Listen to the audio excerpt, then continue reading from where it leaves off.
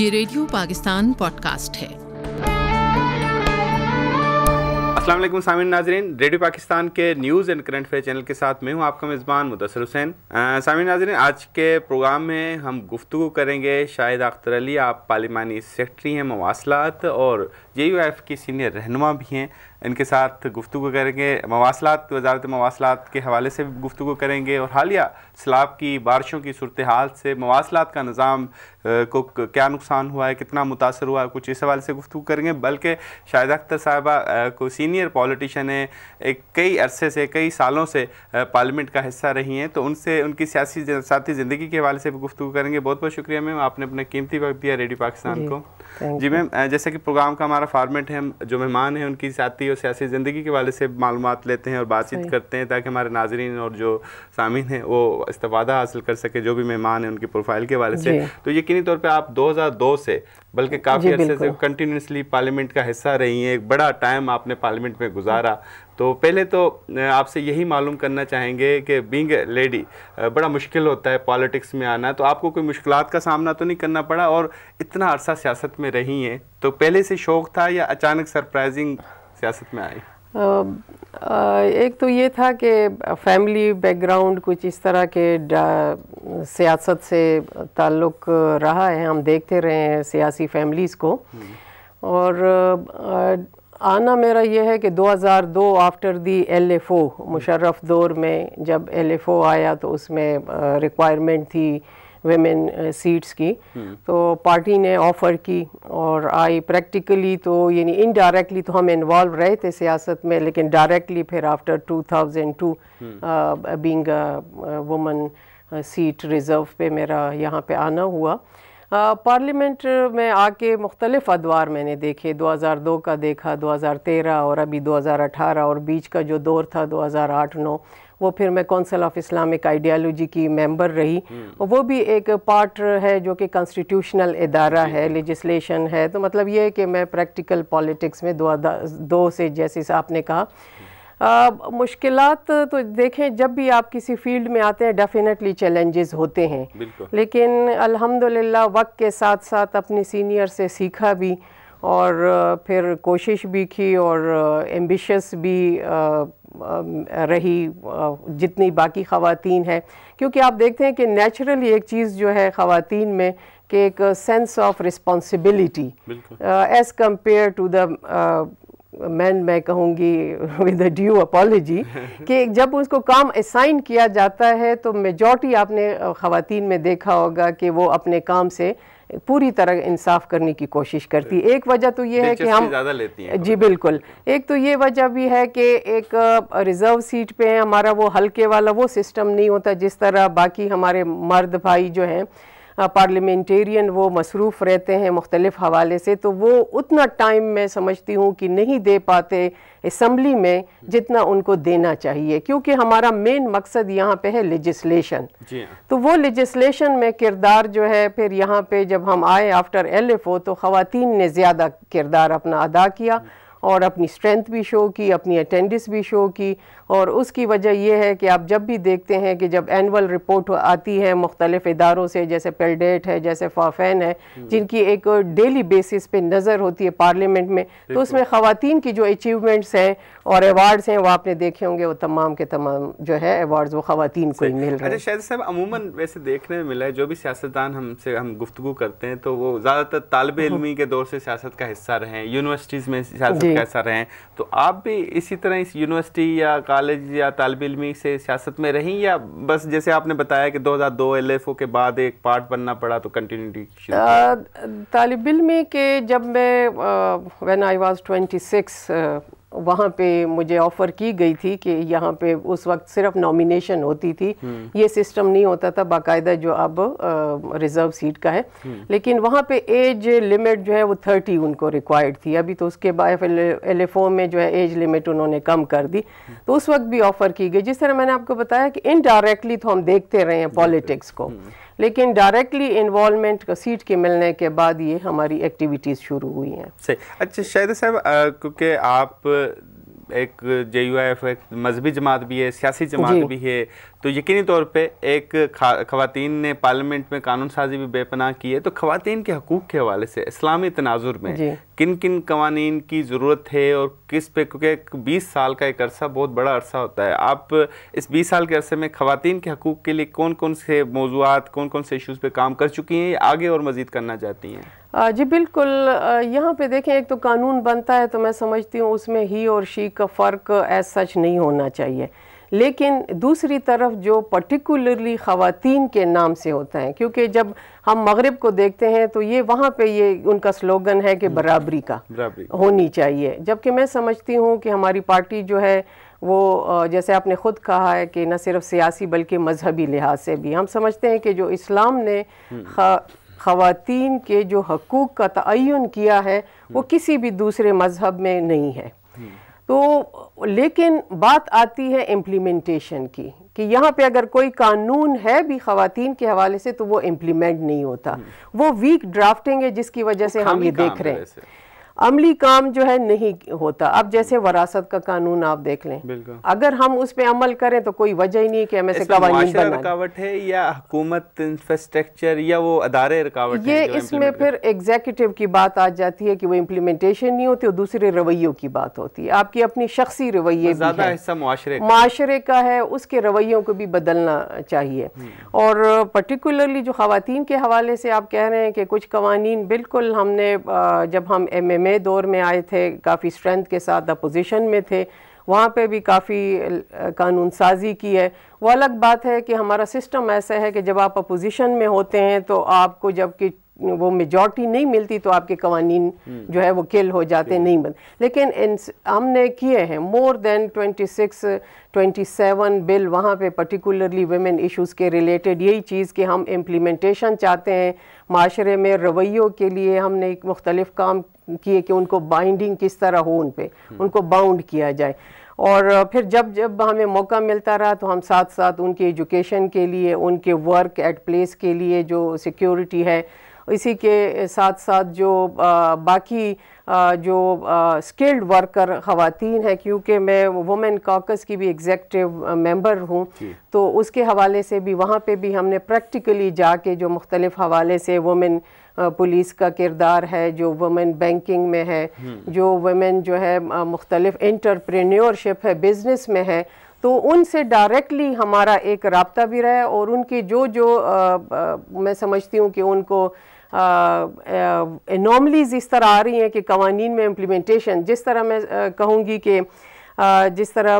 بچوں کے جو وہ خواتین جن کے انفنٹس ہوتے ہیں, بچے ہیں چھوٹے ان کے ساتھ, اور وہ چاہتے ہیں کہ وہ ان کے بچے ان کی نظر میں رہیں, تو وہاں پہ آیا ان کے لیے وہ بیسک ڈے کیئر سینٹرز بنے کہ نہیں, کیونکہ فیڈرل گورنمنٹ سے تو یہاں انیشیٹو لے لیا گیا اور وہاں پہ امپلیمنٹ بھی ہونا شروع ہوا, لیکن کچھ ادارے اب بھی ایسے ہیں جو کہ صوبائی لیول پہ ہیں لیکن فیڈرل سے ریلیٹ, وہاں پہ اگر وہ امپلیمنٹ نہیں ہوئے تو اس کے لیے بھی ہم پریکٹیکلی جا کے ہم نے کوشش کی ہے کہ وہاں پہ ہونا چاہیے. کیونکہ ایک ماں جب تک مینٹل سیٹسفیکشن نہیں ہوگی تو ہاؤ اٹ کین پاسبل کہ وہ جو اس کو کام اسائن ہوتا ہے کہ وہ اس طرح کر سکتی ہے, یہ نیچرل بات ہے. تو ہم چاہتے ہیں کہ جو خواتین آئی ہیں معاشرے میں, ان کا کردار ہے, کام کرتی ہیں, تو ان کو وہ تمام سہولیات بھی ملنی چاہیے. تو جب تک قانون نہیں بنتا آگے وہ امپلیمنٹ چیزیں نہیں. بڑی اہم بات کی میم آپ نے, بڑی اہم بات کی ورکنگ وومن کے حوالے سے, قوانین کے حوالے سے بات کی. تو اگر دیکھا جائے ورکنگ وومن کے حوالے سے قوانین موجود ہیں, working women wedlock policies کے تحت جہاں پہ جابس بھی کرتی ہیں, خاوند اور شوہر اور میاں بیوی ایک ساتھ جاب کنٹینیوٹی کر سکتی ہیں, پر اس پہ بے پناہ مشکلات بھی ہیں. اس کے حوالے سے قوانین بھی بننے چاہیے, یقینی طور پہ آپ اس پہ بھی کام کریں گی. لیکن آپ سے سوال یہ معلوم کرنا چاہتے ہیں کہ خواتین کو اویئر کیسے کیا جائے کہ وہ قائل ہوں. پہلے تو چلیں وہ ایک معاشرے کا فیکٹرز بھی ہے, لیکن خواتین اب جیسے دوسرے ترقی یافتہ معاشروں میں جیسے آپ کہتی ہیں کہ وہ حصہ بنے اور اس طرف رجحان ان کا بڑھے, وہ اس کے لیے کیا کرنے کی ضرورت ہے؟ دیکھیے بیسیکلی تو جو ہمارا مذہب کہتا ہے کہ کفیل جو ہے وہ مرد ہے, اس کی رسپانسبلٹی ہے, نان نفقہ تمام رسپانسبلٹی. لیکن آج کے دور میں جو آپ دیکھ رہے ہیں کہ جس طرح میٹیریلسٹک وہ ہو رہا ہے, اور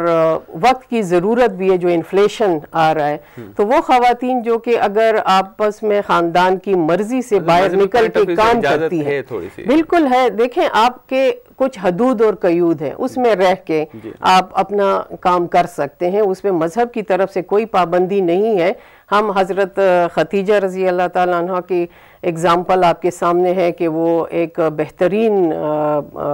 بزنس وومن تھی, تجارت ان کا پیشہ تھا. اسی طرح ہمارے باقی اصحابہ کرام کی آپ دیکھیں اس میں خواتین کا کردار رہا ہے, جنگیں انہوں نے کی ہیں میدان میں جا کے, لیکن یہ ہے کہ وہ کون سی چیزیں ہیں کہ جو ان کو اس طرح کی پروٹیکشن دے سکے, وہ ایک محفوظ ماحول دے سکیں. تو اس میں تو کوئی قدغن میں سمجھتی ہوں کہ خود میں ایک پریکٹیکل اس میں ہوں, میری لائف جو ہے تھرو آؤٹ میں نے سرو کیا ہے, ایئر فورس میں بھی, ایجوکیشن کے ادارے میں بھی. تو آپ میں اگر میں علامہ اقبال کے اس مصرے سے کہ ذرا نم ہو تو یہ مٹی بڑی زرخیز ہے ساکی, یہ عموماً میں خواتین کے حوالے سے کہتی ہوں کہ جب آپ نے موقع دیا انہوں نے منوایا. بالکل. تو اگر آپ اپرچونٹیز دیں گے تو وہ پتہ چلے گا کہ ان میں کیا گٹس ہیں اور وہ کس طرح وہ کام کرتی ہیں اور وہ سامنے آتی ہے چیز. تو پابندی نہیں ہونی چاہیے, اور ہم تو خود بھی آپ دیکھ رہے ہیں, ہماری پارٹی کا بھی مینیفیسٹو آپ دیکھ رہے ہیں, ہم یہاں پہ موجود ہیں, ہم فیلڈ میں بھی جاتے ہیں, پارلیمنٹ میں بھی ہیں, اور ہماری الحمدللہ آپ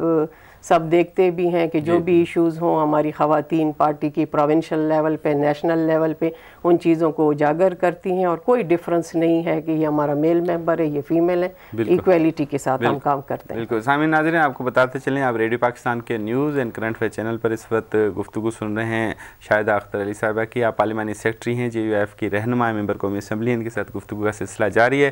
شاہدہ صاحب, آپ پارلیمانی سیکرٹری بھی ہیں, وزارت مواصلات کی. حالیہ بارشوں کی باعث بلوچستان بہت زیادہ متاثر ہوا ہے, بلکہ سندھ بلکہ پاکستان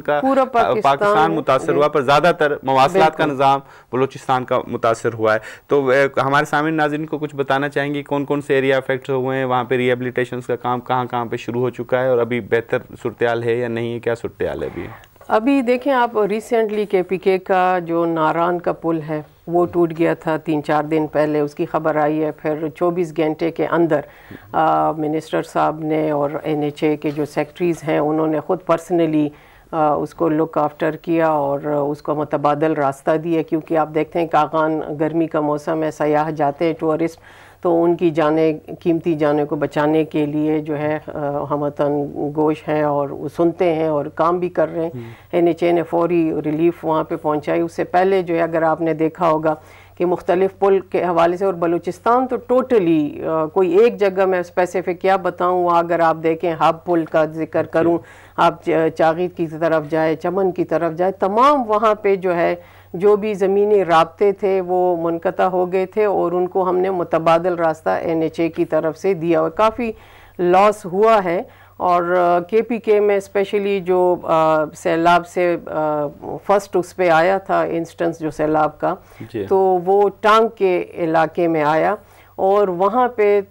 فصلیں, گھر, مطلب کوئی ایسی چیز نہیں تھی کہ میں کہوں کہ وہ بچ گئی تھی. تو اس کو بھی حکومت کی طرف سے, شہباز شریف صاحب کے مختلف پلان بلوچستان کے, KPK کے, NHA کی طرف سے بنائے گئے, اور انہوں نے وزٹ کیا اور انہوں نے کمپنسیٹ کیا. اب قیمتیں جانے جب چلی جاتی ہیں ان کے لیے یہ پیسہ تو کچھ بھی نہیں ہے, لیکن یہ ہے کہ جو زخمی تھے, جن کے گھر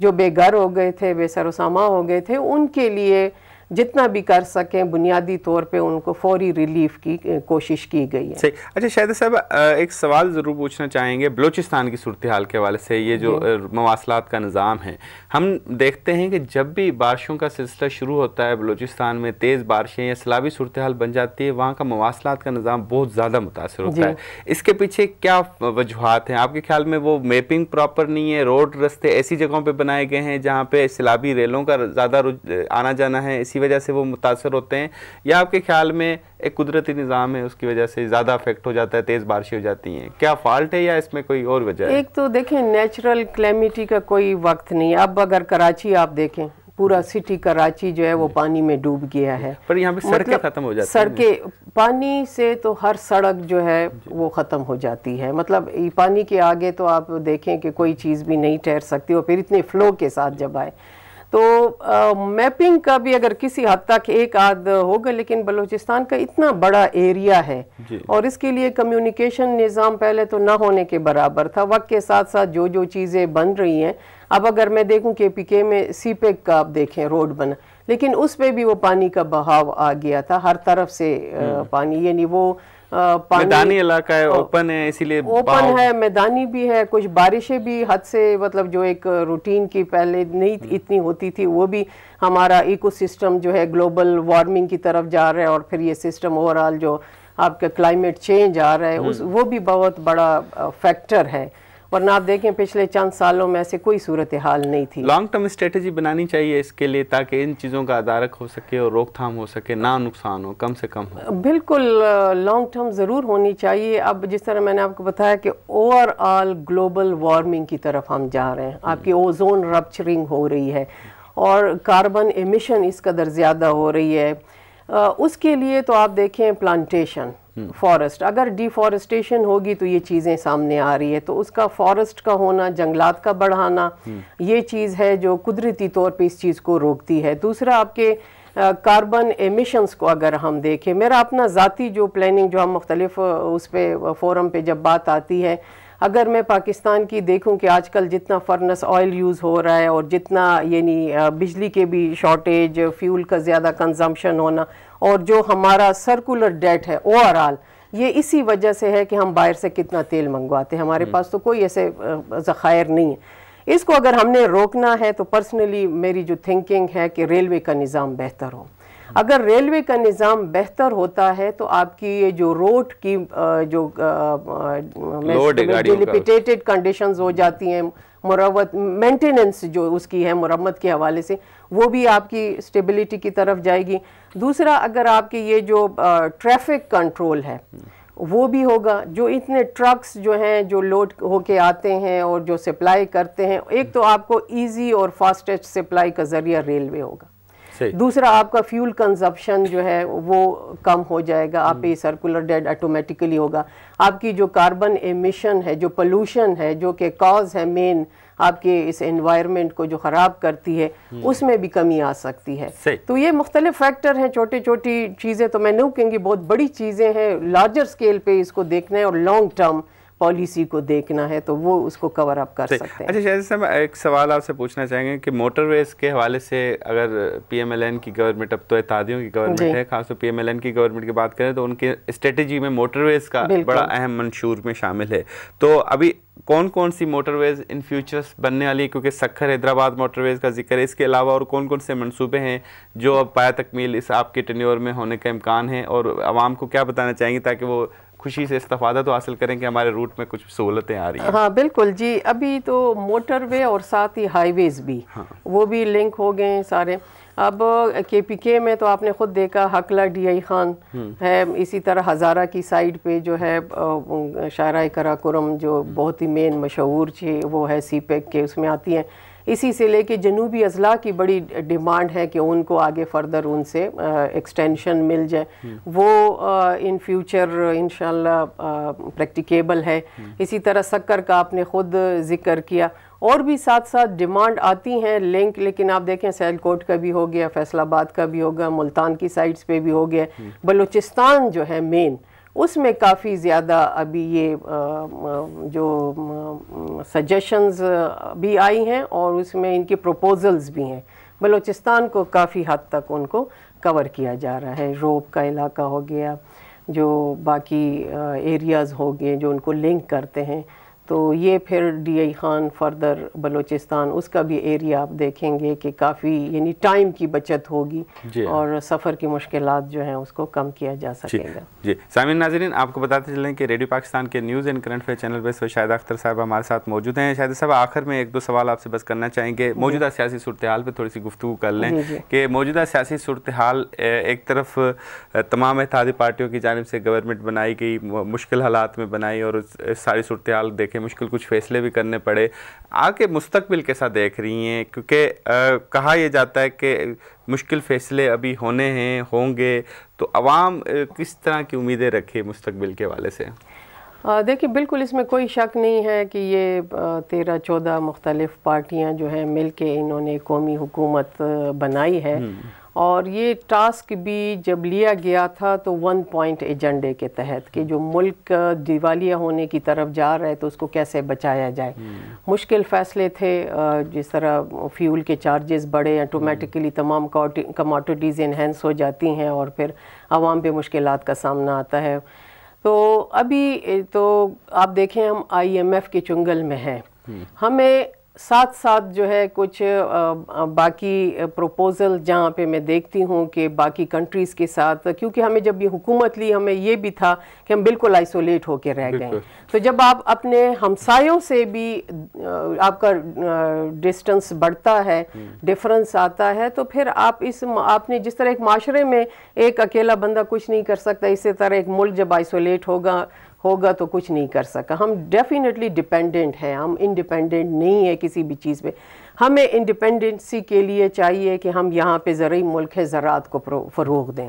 اس کے لیے بھی آپ کو پھر جو انسٹرومنٹ چاہیے ہوں گے، جو ٹریکٹرز ہے، جو باقی چیزیں ہیں، وہ پھر آپ کو باہر سے منگوانی پڑتی۔ تو یہ ایک لنک ہے، جتنا آپ اس بانڈ کو اسٹرانگ کریں گے باقی کنٹریز کے ساتھ، آپ کی خارجہ پالیسی اسٹرانگ ہوگی تو آپ کے ملک کے اندر کے حالات انٹرنل وہ بھی کنٹرول ہوں گے اور آپ اس کے فائدہ اٹھا سکیں گے۔ تو ہمیں تو یہی ہے کہ زراعت پہ بہت زیادہ توجہ دینی چاہیے، ہمیں جو باہر کی چیزیں آتی ہیں امپورٹ کموڈیٹیز، اس کو کم سے کم یوز کرنا چاہیے کہ ہمارا ڈالر جو ہے ادھر ہی فلوٹ کرے، ہم اس کو باہر نہ جانے دیں، کیونکہ ہم انٹرنیشنل کرنسی کے ساتھ پھر جب مقابلہ کرتے ہیں روپے کی وہ قدر نہیں ہے جو کہ ہونی چاہیے۔ تو اس کے لیے ہمارے جو میں کہوں گی کہ ہمیں ملائیشیا کا جو ایک سٹرکچر ہے اس پہ بھی نظر رکھنی ہے، اور ہم کرتے بھی، کوشش بھی ہماری یہی ہوتی کہ جب میٹنگز میں ڈسکشن ہو کہ ملائیشیا 10 سال کے بعد آزاد ہوا ہمارے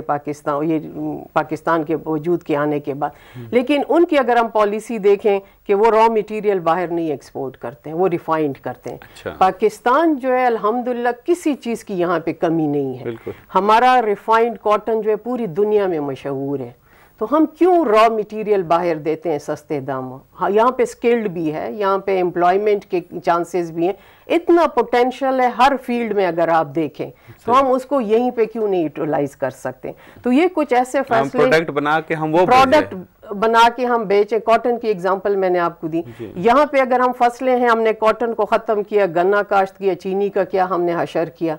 یہاں پہ ضرورت ہے ہم باہر بھجوا دیتے ہیں۔